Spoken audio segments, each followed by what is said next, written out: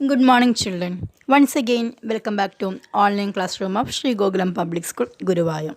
I'm Jaypriya here from the Department of Computer Science to teach you a new topic that is Introduction to Problem Solving. See, children, programs are not quick creations. In order to create efficient and effective programs, you should adopt a proper problem solving methodology and use appropriate techniques. Okay, then the problem solving requires mainly four steps, that is identify and analyze the problem, find a solution and develop algorithm of the solution, code the solution in a programming language. Then the fourth one, test and debug the coded solution, and finally implement and maintain it. Okay, then let's discuss the first one, that is analyze the problem.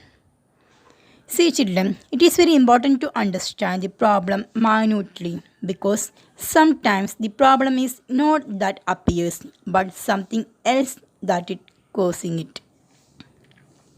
That is, while analyzing, you have to identify the processing components and also identify the relationships among processing components.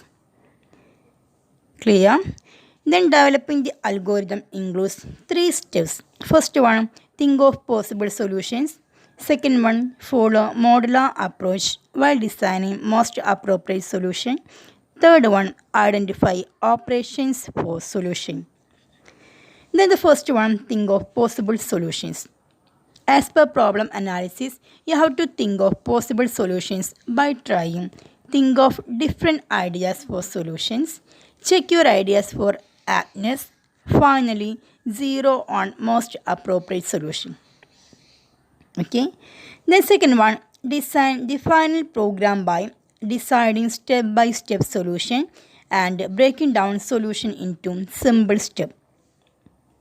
Okay, then identify operations for solutions means you have to identify minimum number of inputs required, arithmetic and logical operations required for solutions, and simple and efficient data structures suiting the need. The next step is coding. Coding program using appropriate control structures. That is, use appropriate control structures such as conditional or looping control structures. Think programs efficiency in terms of speed, performance, and effectiveness. Next one, testing and debugging. This phase involves finding errors in it and rectifying the errors. Okay, then at last, implement and maintain. That is, after testing and documentation, implement your program for actual use on site. Now, the real users can use your programs. Maintaining program involves modifying the programs to remove previously undetected errors to enhance the program with different features or functionality, or keep the program up to date as government regulations or company policies change. Okay. Then our next topic is problem solving using decomposition. Do you know what is decomposition? Okay. The process of breaking down a big or complex problem into a set of smaller sub-processes in order to understand a problem or situation better is known as decomposition. Or simply we can say that decomposition is a process of breaking down a big or complex problem into a set of smaller sub-processes, okay, that allow the user to describe, understand, or execute the problem better. This decomposition involves dividing a task into a sequence of subtasks and identifying elements or parts of a complex system. Then what is the need for decomposition? Decomposition is very important to decompose a problem into smaller sub-problems. Reason being that large problems are disproportionately harder to solve than smaller problems. Okay, that is when the coding is very big, it is not easy to understand the user. So you can always divide the big problem into a smaller cells. Okay, then only it will be more understandable to the user. Our next topic is designing algorithms. See children, the computers are essentially problem-solving devices. Computers solve these problems by dividing problems in simple and small steps that are expressed in the form of computer instruction. So, the set of rules that define how a particular problem can be solved in finite number of steps is known as algorithm.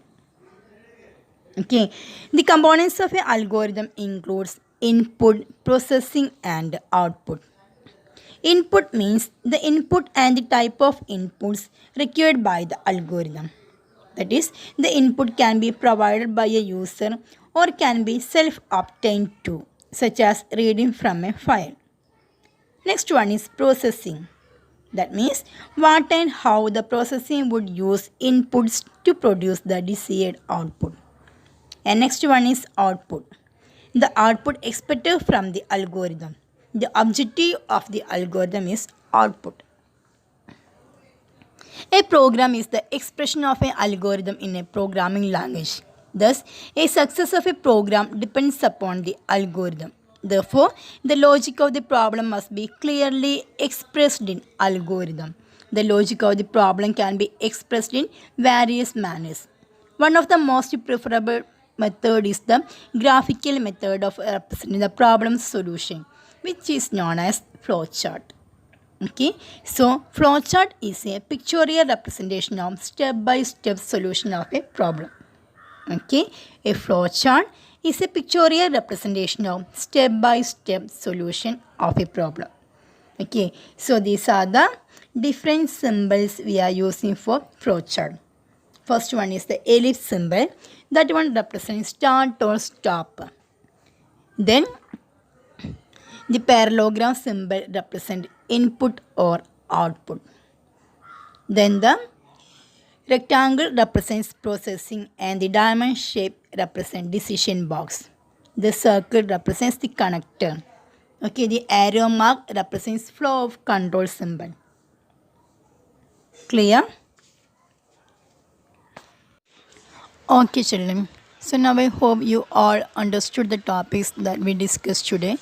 In this lecture video, I just explained the basic knowledge you need to know to write an algorithm. Okay, on next video, I will explain how to write an algorithm. Clear? Then see you again with another topic. Thank you.